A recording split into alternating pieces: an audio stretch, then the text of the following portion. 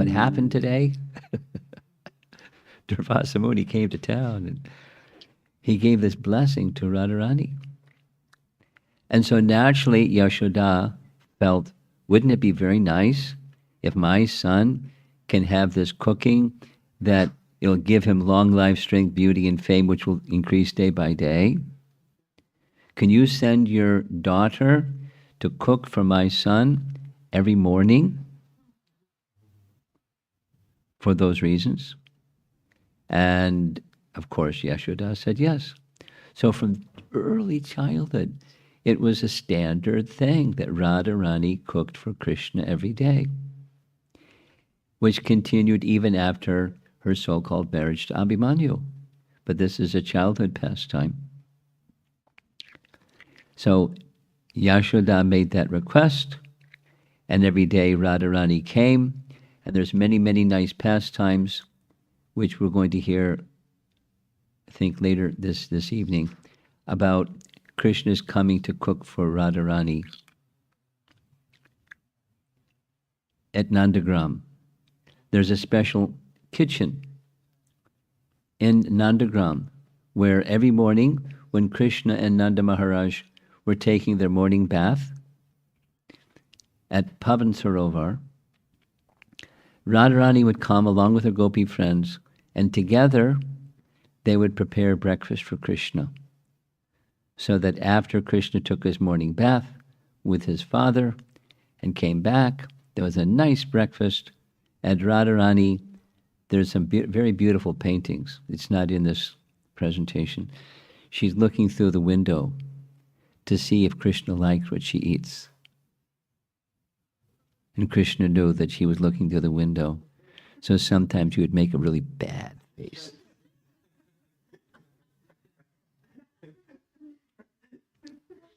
So one of those days, there's a marriage proposal. Now, there's a pastime that's a celebrated pastime, many of you know. It's at Pili Pokar. Pokar means pond and Pili means yellow. So here's the place, or the sign for the place. Look at all those green parrots. And here's the place. At least during a particular season, the water is very high, and the temple is in the background. And this is where there's lots of algae in the place where the water, and here's somewhere in between. So Pili Pokar, what happened was, I think this is out of sequence. Yeah. No, fully. I didn't do it right. So Mother Yashoda one morning was watching Radharani cook. And, you know, mothers sometimes do this. She was thinking, I have such affection for Radharani. She's such a wonderful young girl. Wouldn't it be nice if Radharani became the wife of Krishna? Little boy, little girl. But, you know, in Vedic times, those things would be done anyways. They'd be married and later live together. She was thinking like that and smiling to herself. And Radharani saw her smiling very happily. She asked, what's bringing you this happiness? And she said, she got some haldi and began making marks on the back of Radharani's hand. Oh boy, because I have some nice images that show this. Sorry. So she applied haldi in markings on the back of her hand, which is one of the procedures when there's an engagement. And there was laughter and it was fun, and Radharani's friends were laughing, and Radharani was laughing, and Mother Yashoda was laughing, and after Krishna's breakfast, Radharani started walking back home with her friends. But as she was walking back home with her friends, she was looking at this haldi on her hand and said, what are people going to think? Because I haven't said anything to my mother and father. How can I become engaged to somebody without speaking to my mother and father? This is very bad. And the girls were laughing and don't worry, just play. But Radharani got into a mood where she was anxious. This isn't nice. So in the course of walking from Varsana, from Nandagram back to Varsana, on the way, near the base of Varsana, there's a pukur, or a pond. And so she washed her hands in the pond. And as she washed her hands in the pond became yellow. And thus, even today, it's known as Pili Pokar, because the surface of the water became yellowish from the haldi from her hands.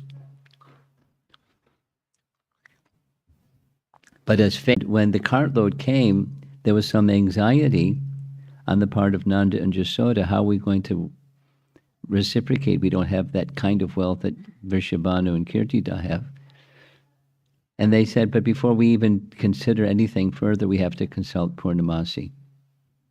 She full stop. Purnamasi said no. Purnamasi said that it's not an auspicious time. So this whole thought should be put to the side. And the idea of a marriage was called off. That's the one version of the Pili Pokar story. Another version of the Pili Pokar story, Shivaram Maharaj narrates that Krishna was traveling along the same path between Nandagram and Varsana, and he saw this yellowish pond. Krishna saw this yellowish pond. It's very, very detailed. Any of you that have read Shivaram Maharaj's writings, really gets into it, very descriptive. Lots of embellishments and detail and nice language. And Krishna became charmed by seeing this yellowish pond. So out of curiosity, he started wading into the pond. And he started wading into the pond. He found that his body became yellowish. 2 + 2 = 4, right? He manifested the feature, and there's the emotion of Radharani, and he was very astonished. And that emotion and that luster of Radharani is none other than Chaitanya Mahaprabhu. Now that's not the standard part of the Pili Pokar story, but that's Shivaram Maharaj's version. So this is a little animation where Lord Chaitanya goes back and forth between Lord Chaitanya and Srimati Radharani. Pretty cool, huh? Let's do it again. Whoops. Whoop. There we go.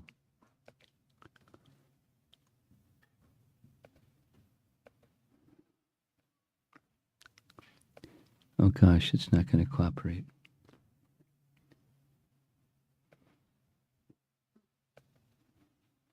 I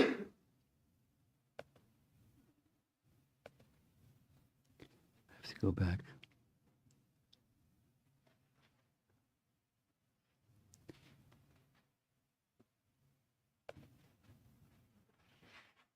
Oh well.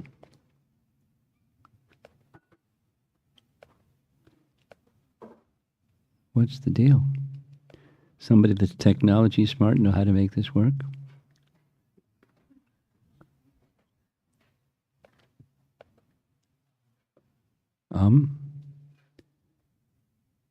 That's what I was doing.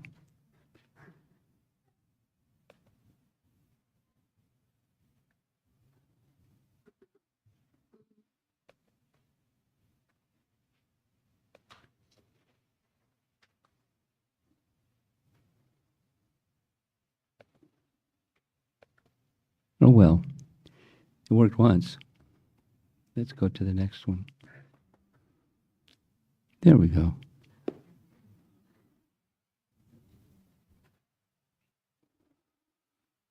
Very clever, huh?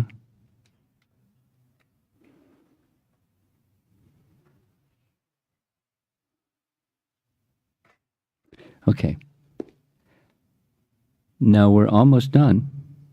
No, we're not almost done. Krishna proves Radharani's superior position. This is a pastime. This is a childhood pastime. Radha and Krishna were together. Once, being overwhelmed by love, Krishna told Radha,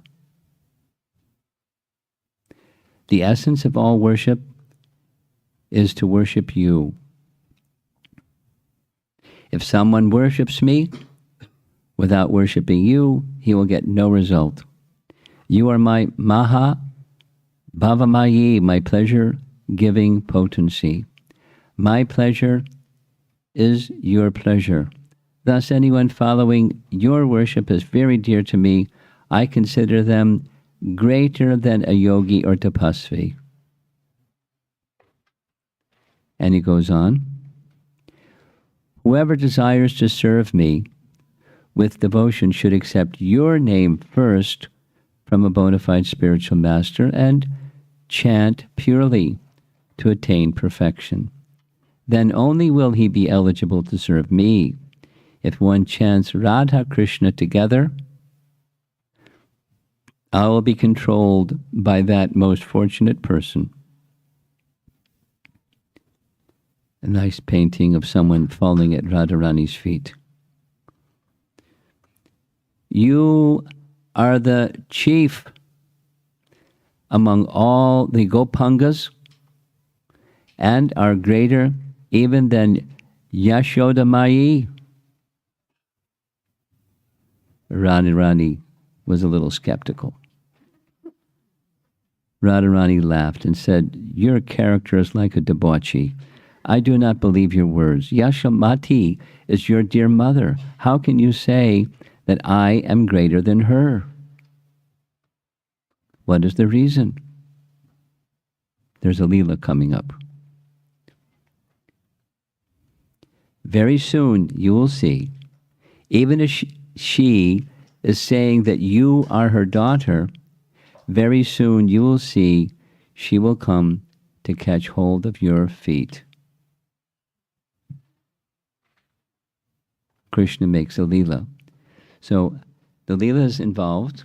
Like yesterday, we had to read something from Lita Madhava, so I'm going to read something from this pastime.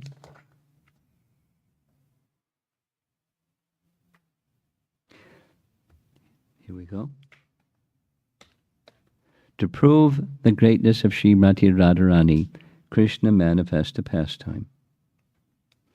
One day, some of the Vraja Gopikas brought Radha and Krishna to one house to have fun with them. They were deriving great pleasure uniting Radha and Krishna. All the gopis were making Krishna dance in the courtyard of the house and were chanting and dancing with him. At that time, Yasomati reached there. When she saw all the gopis were dancing with Krishna, she became angry and said to Radharani and her Sakis, "What kind of behavior is this? My Gopal spends the day grazing cows. He is very tired and he needs his rest. But you have disturbed his sleep and brought him here to play? You are making him dance? And I know you all do this every day. That is not good at all. Do not do this again." Radharani did not respond. The Sakis said to Yashoda, "Your son Gopal is a cowherd boy. He has become tired from wandering in the forest and grazing cows and is now sleeping in his bed. This Krishna is not your son. Your son's name is Krishna, yes, But that does not mean there's no one else with the same name in this world. Go to your house and see. Maybe your son is still sleeping there. After hearing this from the Sakis, Mother Yashoda was surprised. There may very well be more than one boy named Krishna, but how is it possible that they would have the same features? Still, as the Sakis suggested, she returned to her house to check on her Gopal. She was surprised to see that the words of the Sakis were correct. Her son Krishna was sleeping on his bed. She was bewildered to see this, but at the same time, she was feeling very happy. She immediately went back to the place where the Sakis were playing with the other Krishna. Yashoda said, "Oh, Sakis, please listen to me. Where did you find this Krishna, who looks exactly like my son Krishna? Both are the same age. They have the same features and physique.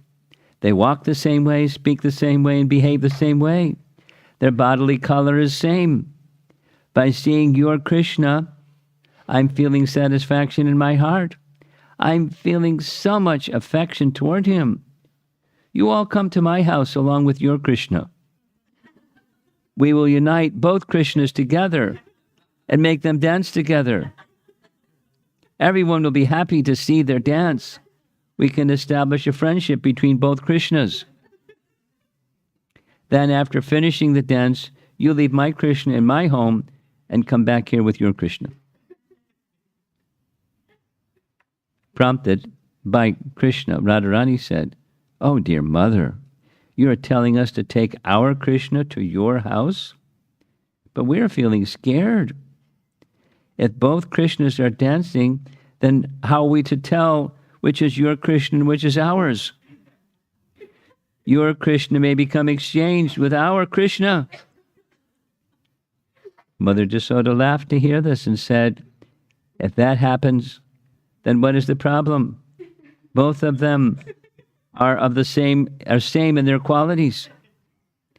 Radharani said, "No, that's not correct. Your Krishna can never be equal in qualities with our Krishna. Your son is a cowherd boy who is grazing cows in the forest the whole day. He does not have any knowledge of love, prema tattva. But our Krishna is an incomparable jewel among the Purushas. He is Purusha Ratna and Purushottama.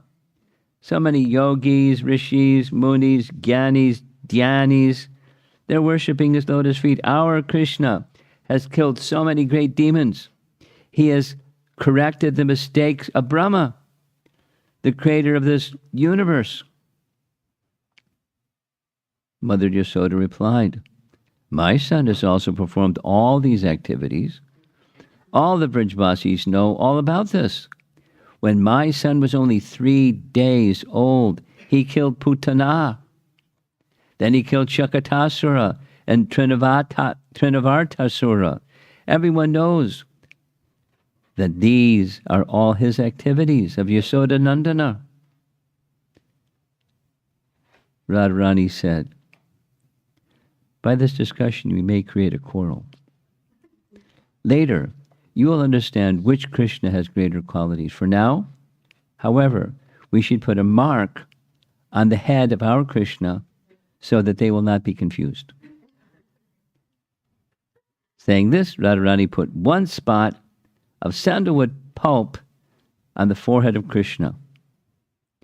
The round white mark on the forehead of Krishna looked like the moon rising from behind a blue mountain. Radharani said to all the Sakis, "Now you all see.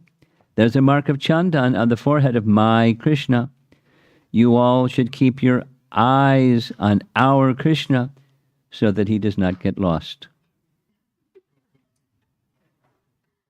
Then Radharani turned to her Sakis, along with their Krishna, went to the house of Yashoda. Yashoda saw her Krishna was still sleeping on the bed. Inside the house, she woke him and brought him to dance with the second Krishna. When they danced together, the two Krishnas looked like two sparkling Nilamani.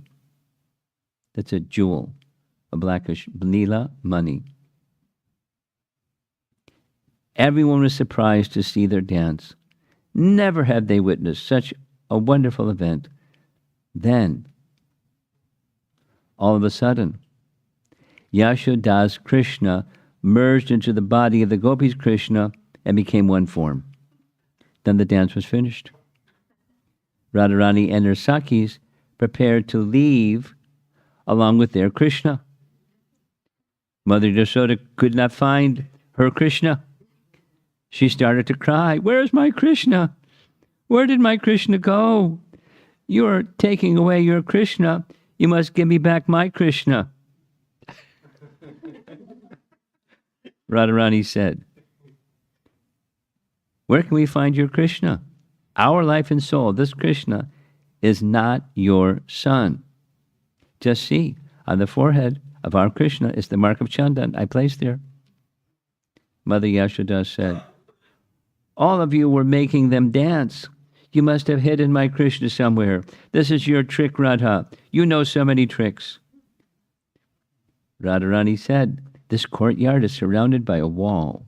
Both Krishnas were dancing here. How can we know where one of them went? We have not left this place ourselves.